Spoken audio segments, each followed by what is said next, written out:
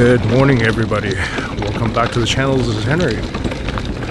So we are camping for a few days at Silver Lake in Skagit Valley. It is currently 6:30 in the morning and maybe 17 degrees out, which is why I'm diving at 6:30 in the morning. Yesterday afternoon when we arrived, it was 30, 31. And it was much too hot to get into our dry suit. So we decided to get up early this morning so that we don't sweat our asses off getting into the water. Plus, there's still a few people enjoying the water. The odd kayak and sit on top style, hard-shelled, and obviously watercrafts and scuba divers don't mix. I didn't want to get hit in the head. Bugs. So anyway, I'm just loading my dive gear. I'm actually just hauling my scooter down to the water, and then I will go back and get suited up and walk down to the boat launch here with my tank. It's a very short walk, actually. It's like maybe 100, maybe 200 meters. So, easy peasy.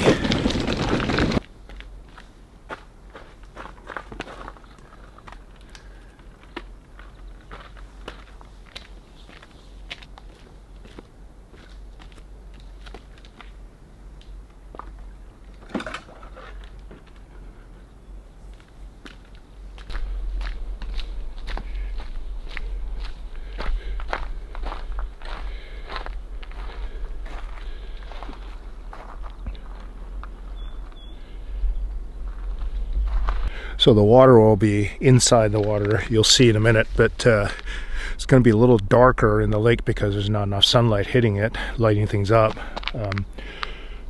And it's a pretty clear lake, actually, or at least I remember it. We are not expecting a ton of trash in here because this isn't really a party lake. And as well, too, is the camping. There's only 25 camping spots here at this camp site, and two of which, like a double site, is taken by the camp host. So there's only 23 campsites available. Plus, the road that goes all the way up to Ross Lake is actually closed because of the washouts. So there's nobody up here, really, right? We haven't dove this lake for maybe 2 or 3 years, probably 3 years. But honestly, even back then, we didn't find a ton of trash because it's not a party lake. So, but anyway, we'll see you guys in the water and show you guys what we'll bring out.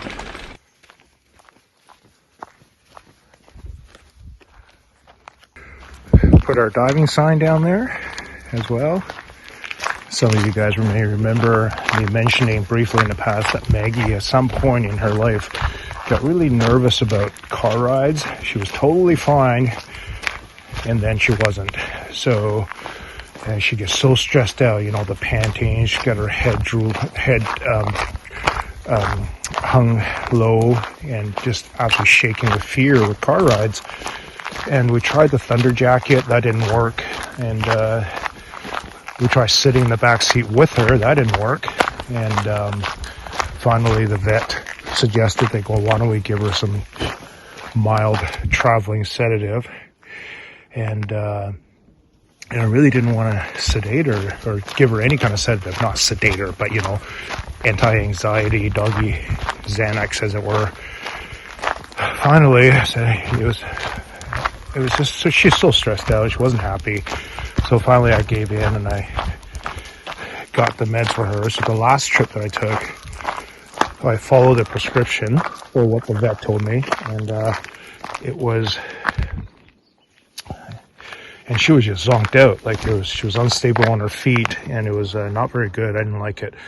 So I phoned the vet and I said, hey, listen, instead of giving her the prescribed amount, which is 1 dose at 8 p.m. the night before, and then 1 dose 3 hours before travel day. So we cut it back down to, so much mosquitoes out here already. I don't want to spray anything. I gotta put on my dry suit, which has the latex seals, so that'll degrade the seals. So I can't have any mosquito spray on me. So I said, I asked the doc, and the doctor said, instead of giving her one dose at 8 p.m. the night before, just do the one 3 hours before travel. That was so much better. She laid down during the car ride up to Silver Lake here, and she was not like 100% relaxed, and but she wasn't stoned, right, to the point where she couldn't walk. Well, not that she couldn't walk, but she was unstable on her feet. I didn't really like that. I didn't want her to be, all zonked out like that. So like I said, I just tried just the one dose 3 hours before travel yesterday, and she was just more relaxed. She laid down. She didn't sleep or anything. Like Daisy just passes out. She gets in the truck and she just passes out. But Maggie, she was much more relaxed. Wasn't panting, drooling from the stress. So yeah, that's good. Well, I've been told that some of you guys really enjoy the voiceovers explaining what I'm doing in the water. So here's me voice. All right, dropping into the lake, doing my usual hello, and firing up the scooter. And right away, you'll see on my right-hand side here, there's a what looks like to be a piling. Now, these could be stumps, and one to my left as well, too, but I actually think they're pilings, and they're actually all over the place. Some of them are visible from the surface, and some of them are not. So, which is a really good idea if you're launching boats to be. And there are small motor boats permitted in this lake for fishing. And so, yeah, it'd be really wise to keep an eye out for these things, because these submerged pilings used for log booms back in 1890. That was to secure the log booms, right? So scootering along, and it is really hard for me to get a reference of exactly where I am in the water, even though I'm using my wrist compass as well as my scooter compass. So I popped up just to have an idea, just to make sure I'm actually on the right heading, and of course I am not. So I corrected myself and continued on. So this little thing here, this handle sticking out of the water, or sticking out of the silt, I moved it, and I was just about to leave, and I thought, this thing is moving way too much to be something that's just a tree branch, because it's just odd the way it was moving.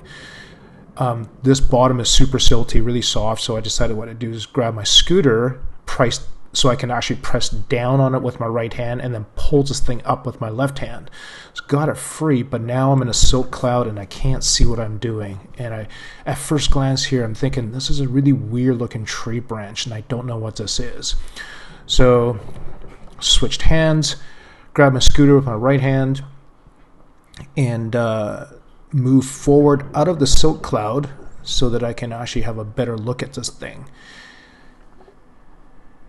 And as I move forward, of course, some of the silt starting to, or the clay silt, whatever it is, starting to come off. And stop for a second, have a look to see what it is. Like, I still can't figure it out at this point. It's like, what is this thing? So I try to wipe off some silt, and of course created a bigger silt cloud, move forward a little bit more, and now I realize, oh, this is a logging tool. Like, as soon as I saw the final shape of the hinge, I recognized what it is. I'm like, okay. At this point, I didn't actually know the name of the tool. And of course, ran into a second one. Now I recognize the handle. Now I know what it is. I'm like, there's no way I run into two of these things.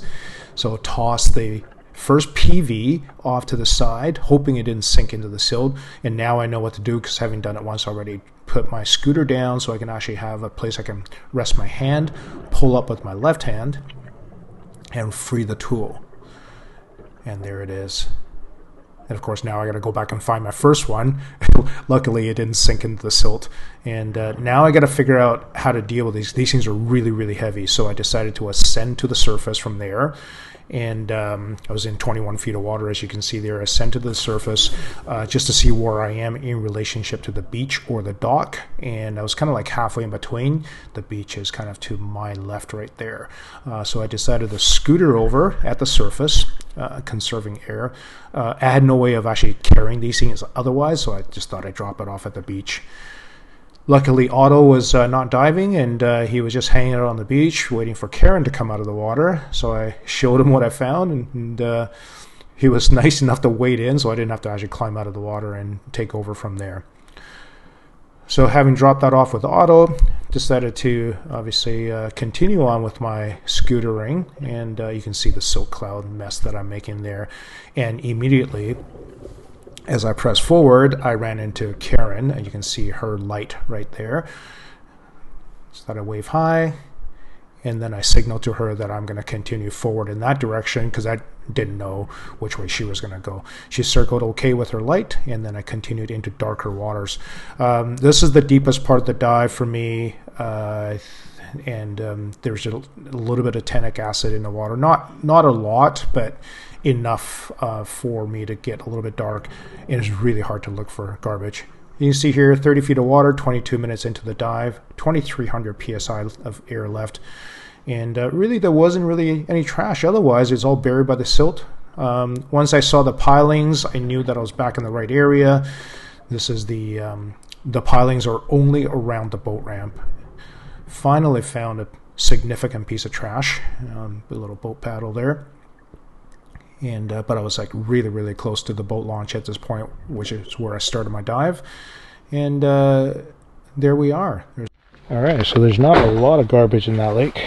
Just a couple of boat paddles. I found a couple of cigarette lighters. But check out these two artifacts that I found. So as you can see in the video, when I swam past this one first, I had no idea what the hell it was, because only there's the mark right there. That much of it was sticking out of the silt, the mud. And then, even when I pulled this out, I still didn't know what it was. I thought it was just a weird tree branch because it was covered in clay.